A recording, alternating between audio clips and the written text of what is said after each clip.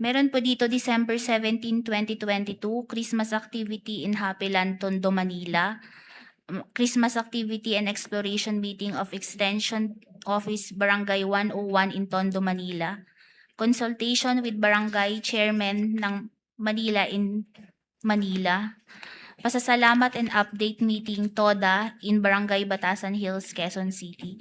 May mga activity po dito na pasasalamat, coordination meeting, may mga tree planting po, distribution of wheelchairs, gift giving, medical mission, at iba pong activities ng mga satellite offices po ng Office of the Vice President. Sa joint circular na minention mo, can you remind us, ano ba talaga ang definition ng confidential funds?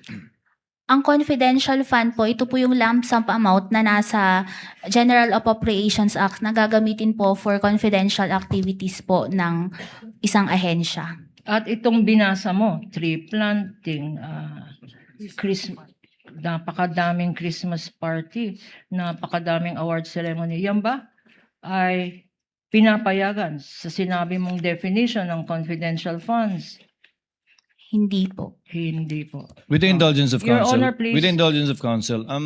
Ms. Eileen, maliban sa hindi pinapayagan o pasok sa pwedeng paggastusan ng confidential fund yung mga binasa po ninyo, yung gastos ay ginawa rin bago na encash yung cheque.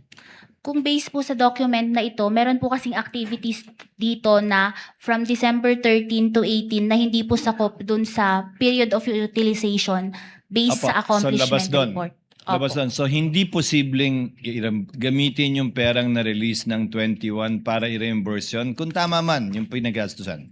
Yes po, kasi under the joint circular po, meron pong portion doon na hindi po pwedeng gamitin for reimbursement yung pondo ng So confidential. prospectively lang. So yung mga activities na pwede lang ay 21 to 31. Opo, tama po. You may proceed, counsel. Dahil dito sa sinabi mong violation, wala sa period, no? Yung as observed by the Honorable Presiding Officer. At dahil wala naman sa listahan sa joint circular kung saan pwedeng gamitin ang confidential funds, ano ang ginawa mo after that, if any? After po evaluating the response ng OBP at saka po yung mga attachments neto, ako po ay nag-draft ng Notice of Disallowance at isinabit ko po ito sa aking Division Chief for her review.